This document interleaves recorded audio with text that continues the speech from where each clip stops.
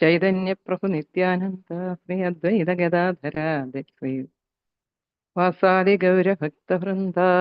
ഹരേ കൃഷ്ണ കൃഷ്ണ കൃഷ്ണ ഹരേ ഹരേ, ഹരേ രാമ രാമ രാമ ഹരേ ഹരേ.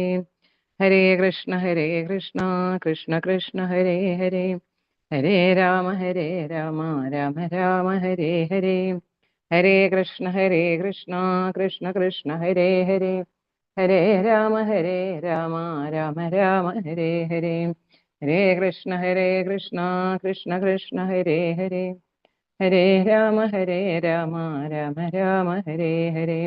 ഹരേ കൃഷ്ണ കൃഷ്ണ കൃഷ്ണ ഹരേ ഹരേ, ഹരേ രാമ രാമ രാമ ഹരേ ഹരേ.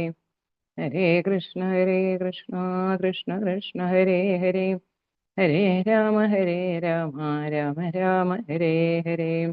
ഹരേ കൃഷ്ണ മാതാജി. ഹരേ കൃഷ്ണ. हरे कृष्ण माताजी. प्रणाम माताजी. प्रणाम माताजी. ओम अज्ञानतिमिरान्धस्य ज्ञानाञ्जनशलाकया चक्षुरुन्मीलितं येन तस्मै श्रीगुरवे नमः. श्रीचैतन्यमनोभीष्टं स्थापितं येन भूतले स्वयं रूपकथा मह्यं ददाति स्वपदान्तिकम्. वन्देऽहं श्रीगुरो श्रीयुतपथकमलं श्रीगुरुन् वैष्णवांश श्रीरूपं सागरजातं सहगणरघुनाथान्वितं तं सजीवं साद्वैतं सावधूतं परिजनसहितं कृष्णचैतन्यदेवं श्रीराधा कृष्णपादान् सहगणललिता श्रीविशाखान्वितांश्च. नमः ओं विष्णुपादाय कृष्णप्रेष्ठाय भूतले श्रीमते च पताका स्वामिनिधि नाम्ने नमाचार्यपादाय निताय कृपाप्रदायिने गौरकथातामदाय नगरग्रामतारिणे. नमो विष्णुपादाय कृष्णप्रेष्ठाय भूतले श्रीमते भक्तिवेदान्त स्वामिनिधि नामिने नमस्ते सारस्वते देवे गौरवाणी प्रचारिणे निर्विशेष शून्यवादी पाश्चात्य देशतारिणे. वाञ्छाकल्पतरुभ्यश्च कृपा सिन्धुभ्येव च पतितानां पावनेभ्यो वैष्णवेभ्यो नमो नमः. हे कृष्णा करुणा सिन्धो दीनबन्धो जगत्पदे गोपेश गोपिका कान्ता राधा कान्ता नमोस्तुते. तप्त काञ्चन गौराङ्गी राधे वृन्दावनेश्वरी शतानुसुते देवी प्रणमामि हरिप्रिये. जय श्री कृष्ण चैतन्य प्रभु नित्यानंद श्री अद्वैत गदाधर श्रीवासादि गौर भक्त वृंद. हरे कृष्णा कृष्ण कृष्ण हरे हरे, हरे राम राम राम हरे हरे. ഹരേ കൃഷ്ണ മാതാജി. ഹരേ കൃഷ്ണ. ശ്രീ രാധാ ഗോവിന്ദ് മന്ദിർ സ്കോൺ മാംഗ്ലൂരിന്റെ ഷോർട്ട് ഭാഗവത ക്ലാസ്സിലേക്ക് എല്ലാ ഭക്തന്മാർക്കും സ്വാഗതം.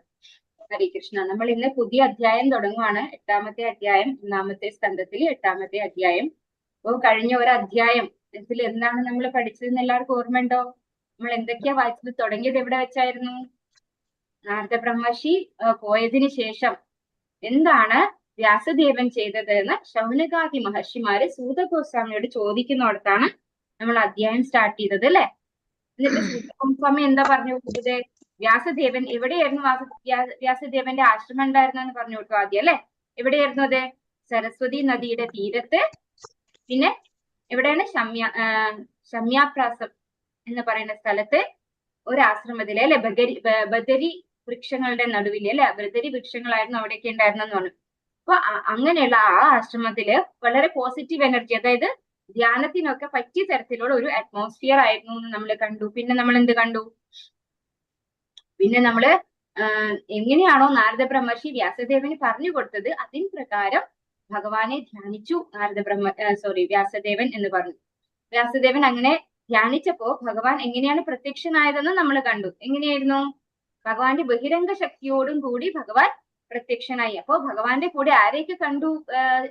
വ്യാസദേവൻ ഭഗവാന്റെ എല്ലാ ശക്തികളെയും കണ്ടു. അതുപോലെ നമ്മുടെ ഈ ലോകത്തിലുള്ള എല്ലാ ജനങ്ങളെയും അവരനുഭവിക്കുന്ന ബുദ്ധിമുട്ടുകൾ, അല്ലെ? ഈ മഹാമായ പിടിപെട്ട് അവരനുഭവിക്കുന്ന ബുദ്ധിമുട്ടുകളും അതിനുള്ള സൊല്യൂഷനും കണ്ടു എന്ന് പറഞ്ഞു. അതിനെന്താണ് പ്രതിവിധി അതും കണ്ടു. ആര്? വ്യാസദേവൻ. അങ്ങനെയാണ് വ്യാസദേവൻ മഹാഭാഗവതം, ശ്രീമദ് ഭാഗവതം രചിച്ചത്, അല്ലെ? രചിച്ചു കഴിഞ്ഞിട്ട് എന്താ ചെയ്തത്? തന്റെ പുത്രനായിട്ടുള്ള ശുകദേവ ബ്രഹ്മർഷിക്ക് അത് ഉപദേശിച്ചു കൊടുത്തു. അപ്പോ ശൗനകാദി മഹർഷിമാര് ചോദിക്കുണ്ടായി, ജന്മനാ മുക്താത്മാവായിട്ടുള്ള ശുകദേവ ബ്രഹ്മർഷിക്ക് എങ്ങനെയാണ് ഇതുപോലൊരു സാഹിത്യത്തിൽ ആകർഷണം ഉണ്ടായത് എന്ന് ചോദിച്ചു, അല്ലെ? അപ്പൊ ചോദിച്ചതിന് മറുപടി ആയിട്ട് എന്താ സൂത ഗോസ്വാമി പറഞ്ഞത്? ഭഗവാൻ എന്ന് പറയുന്നത് എല്ലാവരാലും ആകർഷിക്കപ്പെടുന്നതാണ്, അല്ലെ? ഇത്തരത്തിലുള്ള അതായത് ഭൗതികമായ ഒരു ആഗ്രഹങ്ങളും ഇല്ലാത്തവർക്കും ഭഗവാന്റെ സേവനത്തിനോട് താല്പര്യമുണ്ട്. ഭഗവാൻ അത്രയും ആകർഷകനാണ്. അങ്ങനെ ആകർഷിക്കപ്പെടുന്ന ഭഗവാന് അതിനുള്ള ശക്തിയുണ്ട്. അപ്പൊ അത്തരത്തിലുള്ള മുക്താത്മാക്കൾക്ക് പോലും ഭഗവാന്റെ കഥകള് ആകർഷണീയമാണ് എന്ന് പറഞ്ഞു. അത് കഴിഞ്ഞ് കഥ പറഞ്ഞു തുടങ്ങി അല്ലെ. ആരുടെ കഥയാണ് തുടങ്ങിയത്? ദ്രൗണി അഥവാ അശ്വത്ഥാമാവ് ശിക്ഷിക്കപ്പെടുന്നു എന്നുള്ള എടുത്താണ് തുടങ്ങിയത്. അതായത് മഹാഭാരത യുദ്ധം അവസാനിച്ചു കഴിഞ്ഞോടത്താണ് മഹാഭാഗവതം തുടങ്ങിയത് അല്ലെ. മഹാഭാഗവതത്തില് തുടക്കത്തിൽ തന്നെ എന്താ പറഞ്ഞത്? ദ്രൗപദിയുടെ 5 പുത്രന്മാര് ടെന്റില്, അതായത് ശിബിരത്തില്, യുദ്ധത്തിന് വേണ്ടിയിട്ട് അവർ കെട്ടിയിട്ട ശിബിരത്തിനകത്ത് അസമയത്ത് ഉറങ്ങിക്കൊണ്ടിരിക്കുന്ന സമയത്ത് അശ്വത്ഥാമാവ് വന്ന് 5 പേരുടെയും തലയിറക്കുകയാണ് ഉണ്ടായത് അല്ലെ. അങ്ങനെ തലയിറത്ത് തന്റെ യജമാനനായിട്ടുള്ള ദുര്യോധനനെ കൊണ്ട് കാഴ്ചവെച്ചപ്പോ ദുര്യോധനാണെങ്കിൽ എങ്ങനെയാ കിടക്കുന്നത്?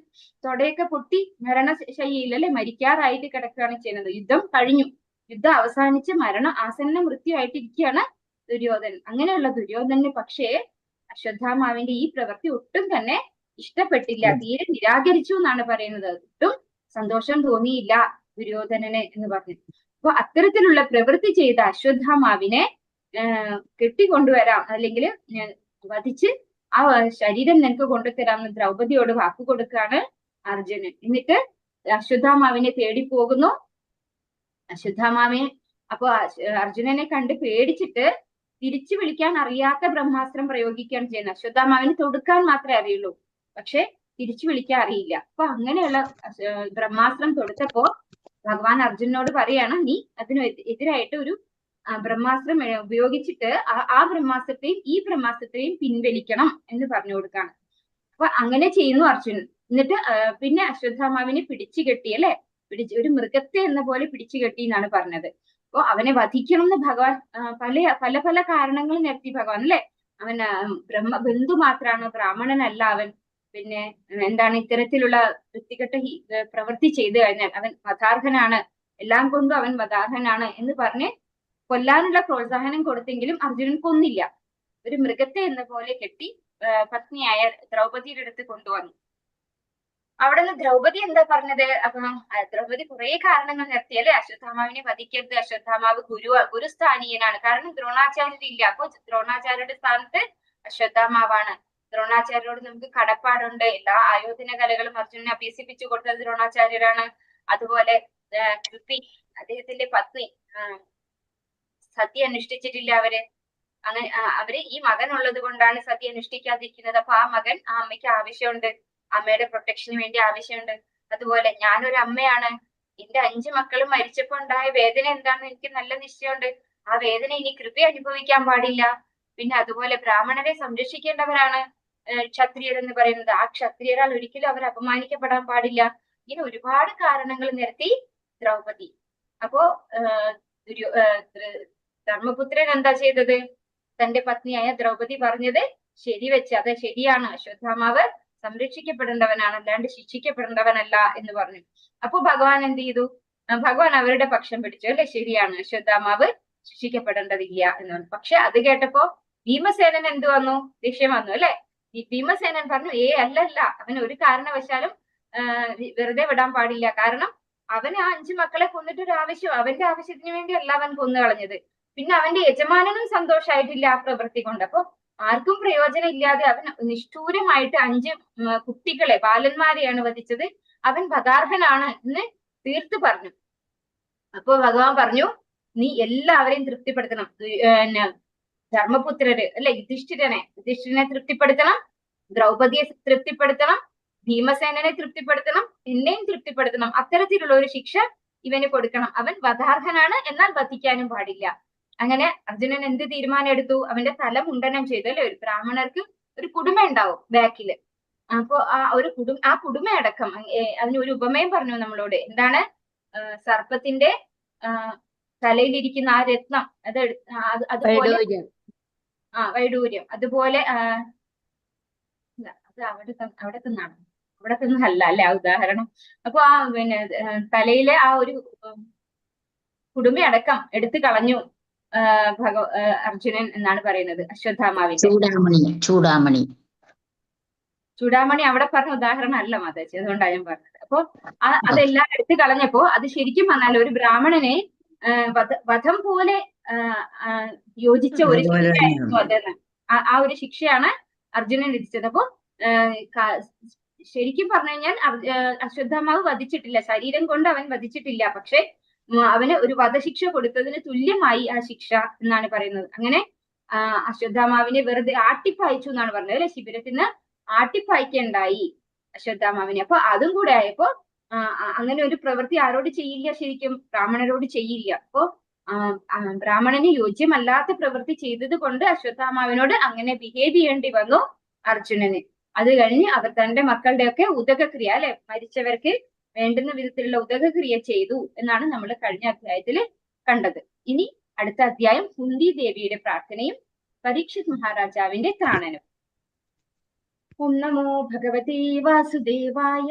സൂത ഉവാച അത തേ സംപരേതാനാം സ്വാനാമുദകമിച്ഛതാം ദാതും സകൃഷ്ണാ ഗംഗായാം പുരസ്കൃത്യ യയുസ്ത്രിയഃ. എല്ലാവർക്കും ചൊല്ലാം. ഓം നമോ ഭഗവതേ വാസുദേവായ. ഓം നമോ ഭഗവതേ വാസുദേവായ. സൂത ഉവാച അഥ തേ സംപരേതാനാം സ്വാനാമുദകമിച്ഛതാം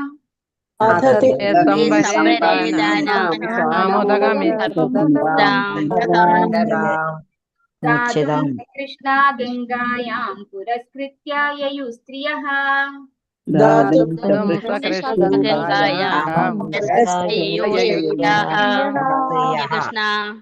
ഹരേ കൃഷ്ണ. സൂത ഉവാച. സൂത ഗോസ്വാമി അരുളി ചെയ്തു. അഥ അപ്രകാരം തേ പാണ്ഡവർ സംപരേതാനാം മൃത്യുവിന് ഇരയായവർക്ക് സ്വാനാം ബന്ധുക്കളുടെ ഉദകം ജലം ഇച്ഛതാം ഇച്ഛിക്കയാൽ ധാതു അർപ്പിക്കുവാനായി സകൃഷ്ണാഹ ദ്രൗപദി സമേതം ഗംഗായാം ഗംഗയിൽ പുരസ്കൃത്യ മുന്നിലാക്കി യയു ഗമിച്ചു സ്ത്രീയഃ സ്ത്രീജനങ്ങൾ. വിവർത്തനം ഭാവാർത്ഥം എസി ഭക്തി വേദാന്ത സ്വാമി പ്രഭുപാദ് കി ജയ്. സൂത ഗോസ്വാമി അരുളി ചെയ്തു. അനന്തരം പാണ്ഡവർ മരിച്ചുപോയ ബന്ധുജനങ്ങൾക്കായി അഭികാമ്യമായ ജലതർപ്പണം നടത്തുവാൻ ആഗ്രഹിക്കുകയാൽ സ്ത്രീജനങ്ങളെ മുന്നിലാക്കി ദ്രൗപദി സമേതരായി ഗംഗയിലേക്ക് ഗമിച്ചു. അപ്പോ ഇവിടെ തുടക്കത്തിൽ എന്താ പറയുന്നത്?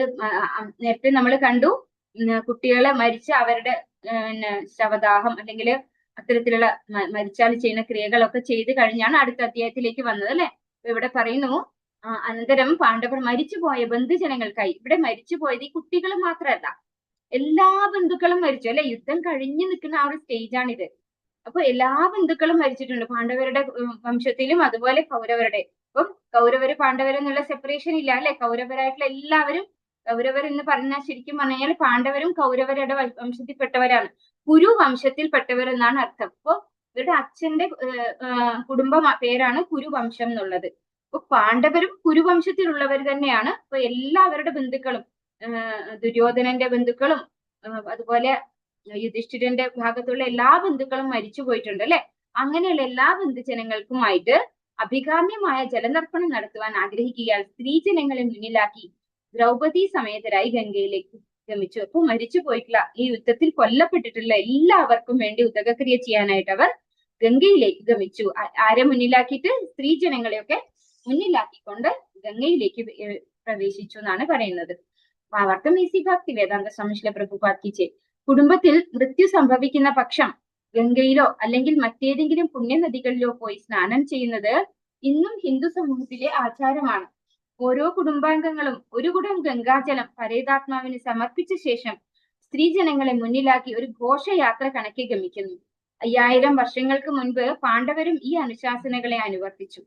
പാണ്ഡവരുടെ മാതുരപുത്രനാകിയാൽ ശ്രീകൃഷ്ണ ഭഗവാനും കുടുംബാംഗങ്ങളുടെ കൂട്ടത്തിൽ ഉണ്ടായിരുന്നു. അപ്പോ ഈ കുടുംബാംഗങ്ങൾ എന്ന് പറയുമ്പോൾ അതിൽ ഭഗവാനും പെട്ടു അല്ലെ. ഇവർക്ക് എങ്ങനെയാണ് ഭഗവാൻ ബന്ധുവാകുന്നത്? അർജുനന്റെ ഭാര്യയാണ് സുഭദ്ര. ഈ സുഭദ്ര ഭഗവാന്റെ സഹോദരിയാണ്. അപ്പോ തീർച്ചയായിട്ടും ഭഗവാൻ അവിടെ കുടുംബാംഗങ്ങളിൽ വരും അല്ലെ. സുഭദ്രയുടെ മകനായിട്ടുള്ള അഭിമന്യുവും എവിടെ മരണപ്പെട്ടിട്ടുണ്ട്? ആ യുദ്ധത്തിൽ മരണപ്പെട്ടിട്ടുണ്ട്. അപ്പൊ ആ അഭിമന്യുവിനടക്കം ഉദകക്രിയ ചെയ്യണം അവർക്ക്. അപ്പോ ഭഗവാൻ തീർച്ചയായിട്ടും അവരുടെ കുടുംബാംഗങ്ങളിൽ പെട്ട ആളാണ്. അപ്പോ ഇന്നും നമുക്ക് അങ്ങനെ ഒരു സിസ്റ്റം ഉണ്ട്. അതായത് ഗംഗയിൽ പോയി സ്നാനം ചെയ്യുന്നത് ഇന്നും ഒരു സിസ്റ്റം ഉണ്ട്. അപ്പൊ അന്നുള്ള ഒരു സിസ്റ്റം എന്തായിരുന്നു? ഓരോ കുടുംബാംഗങ്ങളും ഒരു കുടം ഗംഗാജലം പരേതാത്മാവിന് സമർപ്പിച്ച ശേഷം സ്ത്രീജനങ്ങളെ മുന്നിലാക്കി ഒരു ഘോഷയാത്ര കണക്കെ ഗമിക്കുന്നു. അപ്പൊ അങ്ങനെ ഒരു ചടങ്ങ് അന്നുണ്ടായിരുന്നു. 5000 വർഷങ്ങൾക്ക് മുൻപ് പാണ്ഡവരും ഈ അനുശാസനകളെ അനുവർത്തിച്ചു. പാണ്ഡവരുടെ മാതുലപുത്രനാകിയ ശ്രീകൃഷ്ണ ഭഗവാനും കുടുംബാംഗങ്ങളുടെ കൂട്ടത്തിലുണ്ടായിരുന്നു. ഇപ്പൊ ഭഗവത്ഗീതയിലൂടെ നമ്മൾ മനസ്സിലാക്കിയിട്ടുണ്ട് ഒരു കാര്യം, അതായത് ഭഗവാൻ എല്ലാ നിയത കർമ്മങ്ങളും ചെയ്തിരുന്നു. ഈ അനുഷ്ഠാന കർമ്മങ്ങൾ ഒന്നും തന്നെ ഭഗവാനാണ് എന്ന് പറഞ്ഞ് ഭഗവാൻ ചെയ്യാണ്ടിരുന്നിട്ടില്ല. അപ്പൊ ഈ ഒരു അനുശാസനകളെ പാണ്ഡവരും ഇത് ചെയ്തിട്ടുണ്ട്, ഭഗവാനും അവരുടെ കൂടെ ഉണ്ടായിരുന്നു ഒരു കുടുംബാംഗമായിട്ട്. ഓം നമോ ഭഗവതേ വാസുദേവായ തേനി നിയോദകം സർവേ വിലപ്യ ച വൃഷം പുനഃ ആപ്ലുത ഹരിപാദാബ്ജ രജപൂത സരിജ്ജലേ. എല്ലാവർക്കും ചൊല്ലാം. ഓം നമോ ഭഗവതേ വാസുദേവായ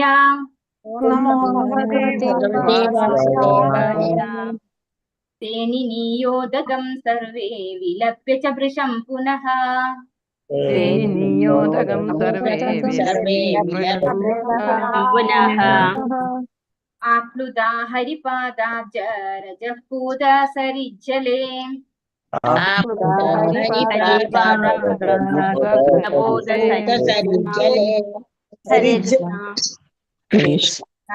അവരെല്ലാവരും നിനിയ അർപ്പിച്ച ശേഷം ഉദകം ജലം സർവേ അവരിൽ ഓരോരുത്തരും വിലപിച്ച ശേഷം വൃഷം അതിയായി പുനഃ വീണ്ടും ആ കൃതാഹ സ്നാനം ചെയ്തു. ഹരിപദാബ്ജ ഭഗവത് പാദാംബുജം രജഹ ധൂളി പൂത ശുദ്ധീകരിക്കപ്പെട്ട സരിത് ഗംഗയിലെ ജലത്തിൽ രസനം ഭാവാർത്ഥമേസി ഭക്തി വേദാന്ത സംശ്ല പ്രഭുപാക്കിച്ച് പിതൃക്കൾക്ക് ഗംഗാജലം അർപ്പിക്കുകയും അവരെ ഓർത്ത് അത്യന്തം വിലപിക്കുകയും ചെയ്ത ശേഷം അവർ ഭഗവാന്റെ പാദധൂളി കലർന്നതിനാൽ പവിത്രമായ ജലത്തോടു കൂടിയ ഗംഗാനദിയിൽ വീണ്ടും സ്നാനം ചെയ്തു. അപ്പോ പിതൃക്കൾക്ക് സ്നാനം ചെയ്യുമ്പോൾ അവരെ ഓർത്ത് വിലപിക്കുക കൂടി ചെയ്തു അവിടെയുള്ള എല്ലാ കുടുംബാംഗങ്ങളും. അവർ ഭഗവാന്റെ പാദധൂളി കലർന്നതിനും, ഭഗവാൻ ഗംഗാജലത്തിൽ നിൽക്കുന്നുണ്ടാവും അല്ലെ, അതുകൊണ്ടാണ് ഇവിടെ പറയുന്നത് ഭഗവാന്റെ പാദധൂളി കലർന്നതിനാൽ. മാത്രമല്ല ഗംഗാജലം വന്നിട്ടുള്ളതും എങ്ങനെയാണ്, ഭഗവാന്റെ പാദത്തിൽ നിന്നാണ് അല്ലെ. ഭഗവാന്റെ പാദം വാമനാവതാരം വന്ന സമയത്ത് 3 അടി അളന്ന് എടുക്കുമ്പോ ആകാശം അളക്കുന്ന സമയത്ത് ഭഗവാന്റെ കാലിന്റെ നഖം കൊണ്ട് ഈ ഭൂമിയുടെ ആ ഒരു പുറന്തോട് പൊട്ടിയിട്ട് വിരജാ നദിയിലെ ജലം ഭഗവാന്റെ പാദത്തിലൂടെ നമ്മുടെ ഇവിടെ ഈ ഭൂമണ്ഡലത്തിലേക്ക് വരികയാണ് ഉണ്ടായത്. അപ്പൊ അങ്ങനെയാണ് ഭഗവാന്റെ പാദധൂളി, ഭഗവാന്റെ പാദത്തിൽ നിന്നാണ് വരുന്നത് ഗംഗാജലം. അപ്പൊ ഇവിടെ ഭഗവാനും കൂടെ ഉണ്ട് താനും അല്ലെ. അങ്ങനെയുള്ള ഗംഗാജലം പവിത്രമായ ജലത്തോടു കൂടി ഉള്ള ഗംഗാ നദിയിൽ വീണ്ടും അവര് സ്നാനം ചെയ്തു എന്ന് പറഞ്ഞു. ഈ ഘോഷയാത്ര കഴിഞ്ഞ് വന്ന് വീണ്ടും സ്നാനം ചെയ്തു. ഓം നമോ ഭഗവതേ വാസുദേവായ തത്രാസീനം കുരുപതിം ധൃതരാഷ്ട്രം സഹാനുജം ഗാന്ധാരീം പുത്രശോകാർത്താം പൃഥാം കൃഷ്ണാം ച മാധവഃ. ഹരികൃഷ്ണ എല്ലാവർക്കും ചൊല്ലാം. ഓം നമോ ഭഗവതേ വാസുദേവായ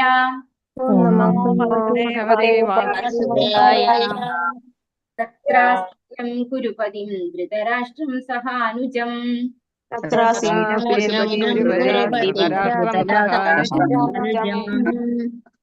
ഗാന്ധാരീം പുത്രശോകാർത്താം പൃഥാം കൃഷ്ണാം ച മാധവഃ.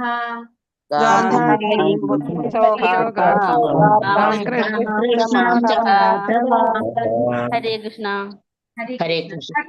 അവിടെ ആസീനം ഉപവിഷ്ടനായ കുരുപതി കുരുവംശരാജാവ് ധൃതരാഷ്ട്രർ സഹ അനുജം അദ്ദേഹത്തിന്റെ ഇളയ ഭ്രാതാക്കളോടൊപ്പം ഗാന്ധാരി പുത്രൻ ശോക ആർത്താം വിയോഗ ദുഃഖാർത്തരായ പൃഥാം കുന്തി കൃഷ്ണാം ദ്രൗപദി ച മാധവ ശ്രീകൃഷ്ണ ഭഗവാൻ. വർത്തനം ഭാവാർത്ഥം ഇസി ഭക്തി വേദാന്ത സംശ്ല പ്രഭുവാക്കിച്ച് കുരുവംശ അധിപനായ മഹാരാജാവ് യുധിഷ്ഠിരൻ, അദ്ദേഹത്തിന്റെ ഇളയ ഭ്രാതാക്കൾ ധൃതരാഷ്ട്രർ, ഗാന്ധാരി, കുന്തി, ദ്രൗപദി തുടങ്ങിയവരോടൊപ്പം അവിടെ ആസനസ്ഥരായിരുന്നു. അവരേവരും ശോകാധിക്യത്താൽ അമഗ്നരായിരുന്നു. ശ്രീകൃഷ്ണ ഭഗവാനും അവരോടൊപ്പം ഉണ്ടായിരുന്നു. അപ്പോ ഇവിടെ ആ ഒരു കോണ്ടെക്സ്റ്റ് ആണ് പറയുന്നത്. അവിടെ മഹാരാജാവായിട്ട് ഇപ്പൊ ആരാ ഉള്ളത്? യുധിഷ്ഠിരൻ. നേരത്തെ ആരായിരുന്നു? ധൃതരാഷ്ട്രമായിരുന്നു യുധിഷ്ഠിരണ്ടായിരുന്നത് അല്ലെ. ഇവിടെ മഹാരാജാവായിട്ട് ഇപ്പോ യുധിഷ്ഠിരൻ വന്നു. യുദ്ധം കഴിഞ്ഞ് യുധിഷ്ഠിരൻ മഹാരാജാവായി. ഇപ്പോ മഹാരാജാവ് യുധിഷ്ഠിരൻ, അദ്ദേഹത്തിന്റെ ഇളയ ഭ്രാതാക്കൾ, അതായത് ഇവർ 5 പഞ്ചപാണ്ഡവന്മാരുമായി അല്ലെ. യുധിഷ്ഠിരനാണ് മൂത്തയാള്, ജ്യേഷ്ഠ സഹോദരനാണ്. അവരുടെ 4 സഹോദരന്മാര്, അഞ്ചന്മാര്. പിന്നെ ധൃതരാഷ്ട്രം, ഗാന്ധാരിയും അല്ലെ. ഈ ധൃതരാഷ്ട്ര യുധിഷ്ഠിരന്റെ ആരാണ്? വലിയച്ഛനാണ് അല്ലെ, അച്ഛന്റെ ചേട്ടനാണ്. അപ്പൊ ഇവരുടെ കൂടെ പഞ്ചപാണ്ഡവരുടെ കൂടെ ഇപ്പൊ ധൃതരാഷ്ട്രം, ഗാന്ധാരിയും ഉണ്ട്, പിന്നെ കുന്തിയുണ്ട്, ദ്രൗപദിയുണ്ട് തുടങ്ങിയവരോടൊപ്പം അവിടെ ആസനസ്ഥനായിരുന്നു. അവർ ഏവരും ശോകാധിക്യത്തിൽ അമഗ്നരായിരുന്നു. എന്തുകൊണ്ടാണ് എല്ലാവർക്കും ശോകം? എല്ലാവരുടെ ബന്ധുക്കളും മരിച്ചു അല്ലെ. ധൃതരാഷ്ട്രനും ഗാന്ധാരിക്കും 100 മക്കളും ഒരേ ഒരു ജാമാതാവ് അല്ലെ, ഒരേ ഒരു മരുമകനായിരുന്നു ജയദ്രഥൻ. അദ്ദേഹവും കൊല്ലപ്പെട്ടിട്ടുണ്ട് അവിടെ യുദ്ധത്തില്. അപ്പൊ എല്ലാ മക്കളായിട്ടുള്ളവരും അതുപോലെ മരുമകനായിട്ടുള്ള ജയദ്രഥനും കൊല്ലപ്പെട്ടിട്ടുണ്ട്. പിന്നെ അതുപോലെ ഈ ഗാന്ധാരിക്കും ധൃതരാഷ്ട്രക്കും ഒരു മകളുണ്ട്, ദുശ്ശള അല്ലെ. അവളും ആരാണിപ്പോ? വിധവയാണ്. അതുപോലെ ഈ പറഞ്ഞ എല്ലാ മക്കൾക്കും ഉണ്ടാവും ആര്? ഭാര്യമാരല്ലേ. ഇവരൊക്കെ എന്താണ്? ദുഃഖാർത്ഥന. മൊത്തത്തിൽ എന്തായിരിക്കും? ഒരു ശോകമായിട്ടുള്ള ഒരു അവസ്ഥയായിരിക്കും അല്ലെ. ദ്രൗപദി ആണെങ്കിലോ പെട്ടെന്ന് തന്നെ 5 മക്കളും നഷ്ടപ്പെട്ട അവസ്ഥയിലാണ് ഇരിക്കുന്നത്. കുന്തി മഹാറാണിയുടെ ഒരു മകനാണ് കർണൻ. എല്ലാവർക്കും അറിയാലോ അല്ലെ, ആദ്യത്തെ പുത്രനാണ് കർണൻ. അപ്പൊ ആ കർണനും അവിടെ കൊല്ലപ്പെട്ടിട്ടുണ്ട് അല്ലെ. ഇപ്പൊ പൊതുവെ എല്ലാവരും, അതായത് ഭീഷ്മ പിതാമഹൻ, എല്ലാവരും ഇപ്പൊ ഭീഷ്മ പിതാമഹൻ ഇപ്പൊ മരിച്ചിട്ടില്ല. ഇപ്പം എങ്ങനെയാണ് ഇരിക്കുന്നത് അവിടെ സിറ്റുവേഷൻ? അവിടെ ശരശയ്യയിൽ കിടക്കുന്ന അവസ്ഥയിലാണുള്ളത് അല്ലെ. ഈ യുദ്ധം കഴിയുന്ന സമയത്ത് ഭീഷ്മ പിതാമഹൻ മരിക്കുന്നില്ല. അദ്ദേഹം ശരശയ്യയില് മരണം, അതായത് സമയം കാത്തുക. അദ്ദേഹം സ്വച്ഛന്ത മൃത്യുവായിരുന്നു. അദ്ദേഹത്തിന് മരണത്തെ കാത്തിരിക്കാൻ പറ്റും. മരണം ഇന്ന സമയത്ത് വേണമെന്ന് തീരുമാനിക്കാൻ പറ്റും. അങ്ങനെ അവിടെ കിടക്കുന്നുണ്ടായിരുന്നു. പിന്നെ ബാക്കി എല്ലാവരും എന്താണ്? മരണപ്പെട്ടിട്ടുണ്ട്. അതുകൊണ്ട് തന്നെ എല്ലാവരും ശോകത്തിൽ അമഗ്നരായിരുന്നു എന്ന് പറയുന്നു. ശ്രീകൃഷ്ണ ഭഗവാനും അവരോടൊപ്പം ഉണ്ടായിരുന്നു. അപ്പൊ എല്ലാവരും വിഷമിച്ചിരിക്കുന്ന സമയത്ത് ഭഗവാൻ അവരുടെ കൂടെ തന്നെ ഉണ്ടായിരുന്നു. ഭാവാർത്ഥം ഇസി ഭക്തി വേദാന്ത സ്വാമി ശ്രീല പ്രഭുപാദ് കി ജയ്. കുരുക്ഷേത്ര യുദ്ധം കുടുംബാംഗങ്ങൾ തമ്മിലാകയാൽ മഹാരാജാവ് യുധിഷ്ഠിരൻ, അദ്ദേഹത്തിന്റെ ഭ്രാതാക്കൾ കുന്തി, ദ്രൗപദി, സുഭദ്ര, ധൃതരാഷ്ട്രർ, ഗാന്ധാരി, അവരുടെ പുത്രവധുക്കൾ തുടങ്ങി ബാധിക്കപ്പെട്ടവരെല്ലാവരും തന്നെ കുടുംബാംഗങ്ങളായിരുന്നു. എല്ലാ പ്രമുഖ മൃതശരീരങ്ങളും ഒരു തരത്തിൽ അല്ലെങ്കിൽ മറ്റൊരു തരത്തിൽ പരസ്പരം ബന്ധപ്പെട്ടിരുന്നു. ആകയാൽ കുടുംബ ദുഃഖം സംയുക്തമായിരുന്നു. പാണ്ഡവരുടെ മാതുലപുത്രനും കുന്തിയുടെ സഹോദരപുത്രനും സുഭദ്രയുടെ ഭ്രാതാവുമാകയാൽ ശ്രീകൃഷ്ണ ഭഗവാനും അവരിൽ ഒരുവനായിരുന്നു. ആകയാൽ ഭഗവാന് അവരെല്ലാവരോടും തുല്യ അനുകമ്പയും ഉണ്ടായിരുന്നു. മാത്രമല്ല അദ്ദേഹം അവരെല്ലാവരെയും യഥോചിതമായി സാന്ത്വനപ്പെടുത്താൻ ആരംഭിക്കുകയും ചെയ്തു. അപ്പോ ഇവരെല്ലാവരെയും ആശ്വസിപ്പിക്കാൻ ആര് തയ്യാറായി? ഇവിടെ ഉണ്ട് ഇപ്പോ ഭഗവാൻ ഉണ്ട് അല്ലെ. ഭഗവാൻ ഇവരുള്ള ബന്ധം എന്തൊക്കെയാണ് ഇവിടെ പറയുന്നത്? പാണ്ഡവരുടെ മാതുലപുത്രൻ. മാതുലപുത്രൻ എന്ന് പറയുമ്പോൾ എങ്ങനെയാ ബന്ധം വരുന്നത്? അതായത് കുന്തി മഹാറാണിയുടെ സഹോദരന്റെ പുത്രൻ, സഹോദരനാണ് വസുദേവര്. കുന്തി മഹാറാണിയുടെ സഹോദരനാണ് വസുദേവര്. വസുദേവരുടെ പുത്രനാണ് ഭഗവാൻ ശ്രീകൃഷ്ണൻ. അങ്ങനെ ഒരു ബന്ധമുണ്ട്. പിന്നെയോ സുഭദ്രയുടെ ഭ്രാതാവ്, അതായത് അർജുനന്റെ ഭാര്യയായിട്ടുള്ള സുഭദ്രയുടെ ഭ്രാതാവുമാണ് അർജുനൻ.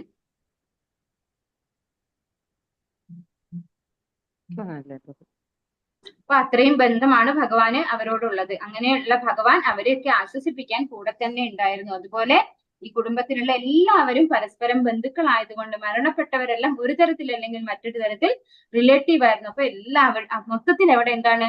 ശോകമുഖമായിട്ടുള്ള ഒരു അവസ്ഥയാണ്. അവിടെ ഭഗവാൻ ഓരോരുത്തരെയും ഇൻഡിവിജ്വലി സമാധാനിപ്പിക്കാൻ ശ്രമിക്കുന്നുമുണ്ട്. ഓം നമോ ഭഗവതേ വാസുദേവായ. സാന്ത്വയാമാസ മുനിഭിഃ ഹതബന്ധൂൻ ശുചാർപിതാൻ ഭൂതേഷു കാലസ്യ ഗതിം ദർശയന്ന പ്രതിക്രിയാം. എല്ലാവർക്കും ചൊല്ലാം. ഓം നമോ ഭഗവതേ വാസുദേവായ.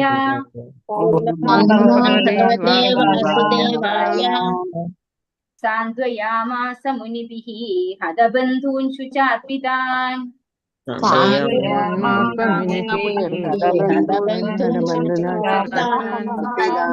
തേഷു കാലസ്യ ഗതിം ദർശയന്ന പ്രതിക്രിയാം. ഹരേ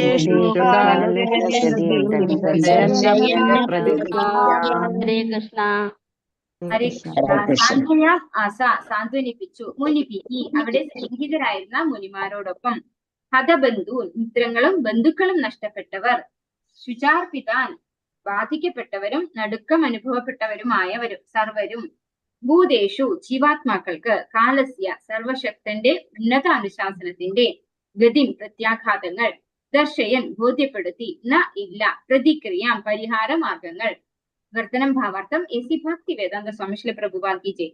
സർവശക്തന്റെ കർശന നിയമത്തെയും ജീവാത്മാക്കളിൽ അവയുടെ പ്രത്യാഘാതങ്ങളെയും ഉദ്ധരിച്ചുകൊണ്ട് ശ്രീകൃഷ്ണ ഭഗവാനും മുനിമാരും വിക്ഷുബ്ധരും ദുഃഖബാധിതരുമായവരെ സാന്ത്വനിപ്പിക്കാൻ ആരംഭിച്ചു. അപ്പോ ഭഗവാൻ എന്താണ് ഭഗവത്ഗീതയിൽ പറയുന്നത്? വേദാഹം സമതീതാനി വർത്തമാനാനി ച അർജുന ഭവിഷ്യാണി ച ഭൂതാനി മാം തു വേദന കശ്ചന. അല്ലെ, ഭഗവാൻ എല്ലാവരുടെയും ഭൂതം ഭാവി വർത്തമാനം ഒക്കെ അറിയാം അല്ലെ. അപ്പൊ ഈ കാലത്തിന്റെ പ്രവർത്തനം മാത്രമാണിത്. അതാണ് ഇവിടെ പറയുന്നത്. സർവശക്തന്റെ കർശന നിയമത്തെയും ജീവാത്മാക്കളിൽ അവയുടെ പ്രത്യാഘാതങ്ങളെയും ഉദ്ധരിച്ചുകൊണ്ട് ഭഗവാൻ അത് എടുത്തു പറഞ്ഞുകൊണ്ട്, അതായത് നമുക്ക് ഈ മരണം ഒന്നും തടയാൻ പറ്റില്ല അല്ലെ, പക്ഷെ ഭഗവാൻ എല്ലാം നേരത്തെ അറിയാം, എല്ലാം മനസ്സിലാക്കുന്നു. എന്നിരിക്കലും ഭഗവാൻ എന്താണ് ഇതിലൊന്നും ഇന്റർഫിയർ ചെയ്യില്ല. ഭഗവാൻ നമ്മളത് ഭഗവത്ഗീതയിലൂടെ കണ്ടതാണ് അല്ലെ. ഭഗവാൻ ഒന്നിലും കയറി ഇന്റർഫിയർ ചെയ്യില്ല. ആരുടെയെങ്കിലും ആയുസിനെ കുറയ്ക്കാനോ കൂട്ടാനോ അല്ലെങ്കിൽ ആരുടെയെങ്കിലും ബുദ്ധിമുട്ടിനെ ഇല്ലാതെയാക്കാനോ ഒന്നും ഭഗവാൻ തയ്യാറാവില്ല. ഭഗവാൻ അങ്ങനത്തെ ഒരു കാര്യങ്ങളും ചെയ്യില്ല. എന്താണ് നമ്മുടെ ലൈഫിൽ ഈ പ്രോബ്ലംസ് ഒക്കെ വരുത്തുന്നത്? നമ്മുടെ പൂർവ്വജന്മ കർമ്മങ്ങളാണ്, കർമ്മഫലമാണ് നമ്മൾ അനുഭവിക്കുന്നത്. അതൊന്നും ഭഗവാൻ ടച്ച് ചെയ്യില്ല. ഭഗവാൻ എന്താ ചെയ്യുന്നത്? ഇവിടെ പറയാണ്, സർവശക്തന്റെ കർശന നിയമത്തെയും ജീവാത്മാക്കളിൽ അവയുടെ പ്രത്യാഘാതങ്ങളെയും ഉദ്ധരിച്ചുകൊണ്ട് ശ്രീകൃഷ്ണ ഭഗവാനും മുനിമാരും വിക്ഷുബ്ധരും ദുഃഖബാധിതരുമായവരെ സാന്ത്വനിപ്പിക്കാൻ ആരംഭിച്ചു. അപ്പൊ ഏവരെയും അങ്ങനെ സാന്ത്വനിപ്പിച്ചു. ഇതെന്താണ്? കർശന നിയമമാണ്, ഭഗവാന്റെ കർശന നിയമമാണത്. നമ്മൾ അനുസരിക്കാതെ നിവർത്തിയില്ല. അപ്പൊ ആരുടെയും ആയുസ് എന്തെന്ന് ചെയ്യാൻ പറ്റില്ല, എക്സ്റ്റെൻഡ് ചെയ്യാൻ പറ്റില്ല അല്ലെ. ശരിക്കും പറഞ്ഞാല് സുഭദ്ര സ്വന്തം സഹോദരിയാണ്. നമുക്കറിയാം ജഗന്നാഥ് ഭഗവാൻ. അവിടെ ആരൊക്കെയാ ഉള്ളത്? ജഗന്നാഥ്, ബലദേവൻ, സുഭദ്ര അല്ലെ. അങ്ങനെയുള്ള സുഭദ്രയുടെ മകന്റെ ആയുസ് 16 വയസ്സ് വരെ ഉണ്ടായിട്ടുള്ളൂ. നമ്മളൊക്കെ കേട്ടിട്ടുമുണ്ട്.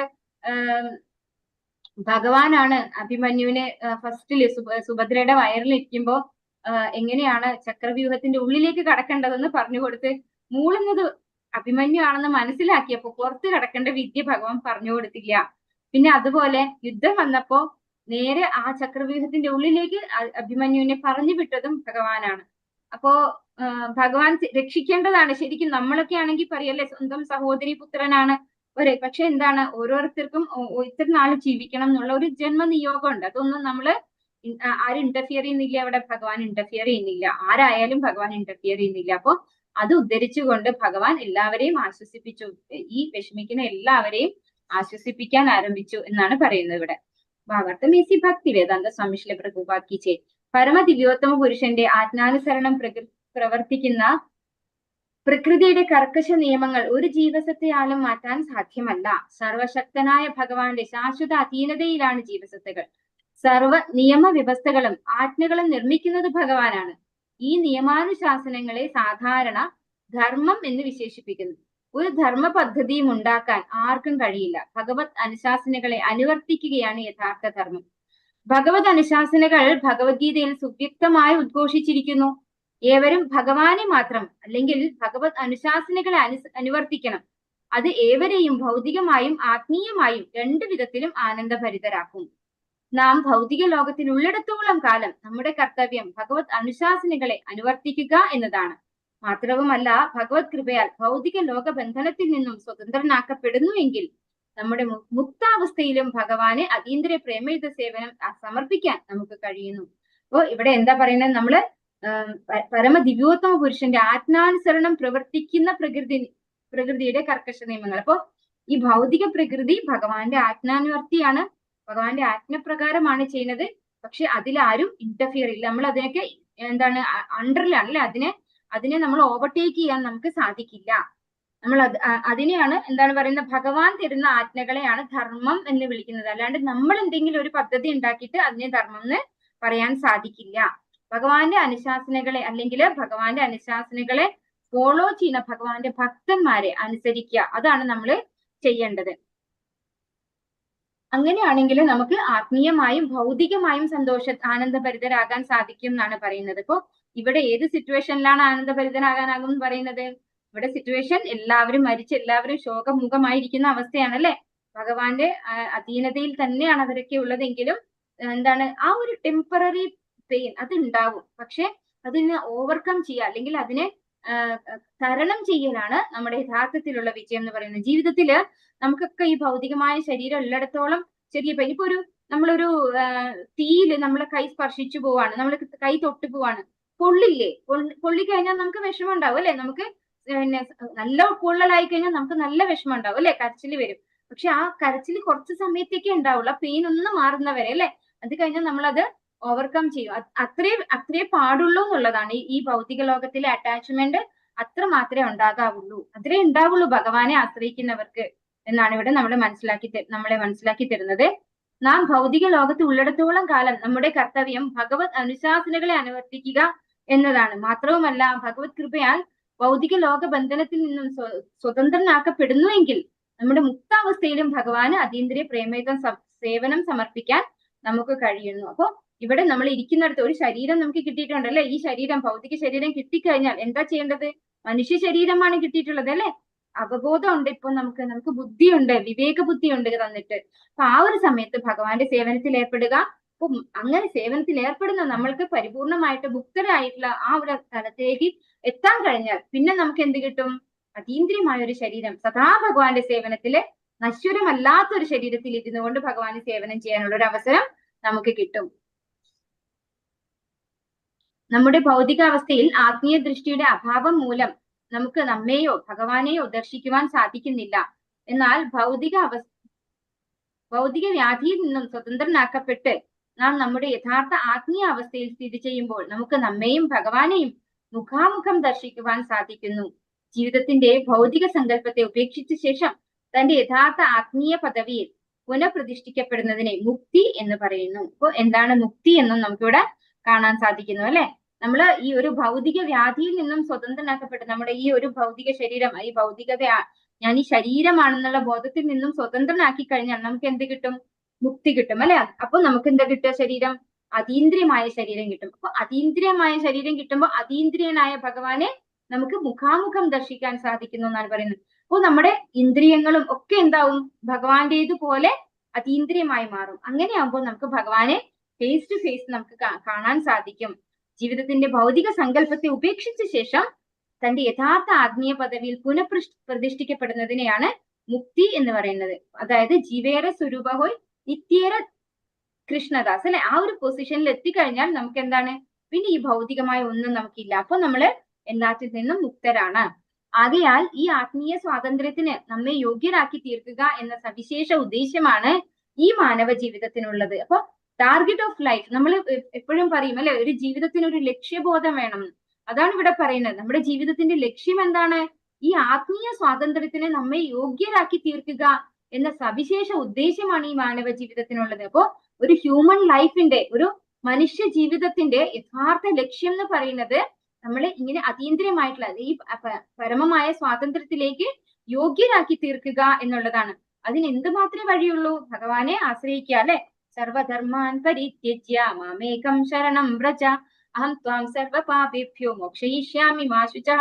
ഭഗവാൻ ഭഗവത്ഗീതയിൽ അവസാനം പറഞ്ഞത് അതാണ് അല്ലെ? ഭഗവാന് പൂർണ്ണമായിട്ട് സമർപ്പിതരാവണം നമ്മള്. നിർഭാഗ്യവശാൽ ഭൗതിക മായാശക്തിക്ക് അധീനരായി അല്പവർഷങ്ങൾ മാത്രമുള്ള ഈ ക്ഷണികമായ ജീവിതത്തെ നമ്മുടെ നിത്യ അസ്തിത്വമായി നാം സ്വീകരിച്ചിരിക്കുന്നു. മാത്രവുമല്ല, അപ്രകാരം മായയാൽ സൃഷ്ടിക്കപ്പെട്ട മിഥ്യാ പ്രതിരൂപങ്ങളായ രാജ്യം, ഭവനം, ഭൂമി, കുട്ടികൾ, ഭാര്യ, സമൂഹം, ധനം തുടങ്ങിയവയൊക്കെ സ്വന്തമാക്കിക്കൊണ്ട് വ്യാമോഹിതരായിത്തീരുന്നു. ഈ മിഥ്യാഭോഗങ്ങൾക്കായി നാം മായയുടെ ശാസനത്തിന് വിധേയരായി പരസ്പരം മല്ലടിക്കുന്നു. ആത്മീയ ജ്ഞാനം പുഷ്ടിപ്പെടുത്തുന്നതിലൂടെ എല്ലാവിധ ഭൗതിക അനുസാരികളുമായി യഥാർത്ഥത്തിൽ നമുക്ക് യാതൊരു ബന്ധവുമില്ലെന്ന് നാം മനസ്സിലാക്കുന്നു. അപ്പോ നമ്മുടെ യഥാർത്ഥത്തിൽ ഇപ്പൊ ഉള്ള കറണ്ട് പൊസിഷനാണ് ഈ കുറച്ച് വരികളിലൂടെ പറഞ്ഞിരിക്കുന്നത്. നമ്മള് കുറച്ച് വർഷം അല്ലെ, എത്ര വർഷം നമുക്കിപ്പോ ഇത്രയും വേഗത്തിലാണ് ആയുസ് തീരുന്നത് അല്ലെ? ആ കുറച്ച് വർഷമേ ആയുസുള്ളൂ എങ്കിൽ പോലും നമ്മൾ വിചാരിക്കുന്നു ഇതാണ് നമ്മുടെ ശാശ്വതമായ പൊസിഷൻ എന്ന് വിചാരിച്ച് ഈ വീട്, രാജ്യം അല്ലെ, ഈ രാജ്യത്തിന് വേണ്ടി ചെയ്യുക, അതുപോലെ പാവപ്പെട്ടവർക്ക് ഭക്ഷണം കൊടുക്കുക, എന്റെ ഭാര്യ, എന്റെ കുട്ടികൾ, എന്റെ വീട് അല്ലെ, ഇങ്ങനെയൊക്കെ പറഞ്ഞുകൊണ്ട് നമ്മൾ ഈ മിഥ്യാധാരണയ്ക്ക് കീഴിൽ നിന്നുകൊണ്ട് മിഥ്യാഭോഗങ്ങൾക്കായി നാം മായയുടെ ശാസനത്തിന് വിധേയരായി പരസ്പരം മല്ലടിക്കുകയാണ് ചെയ്യുന്നത് എന്നാണ് ഇവിടെ പറഞ്ഞു തരുന്നത്.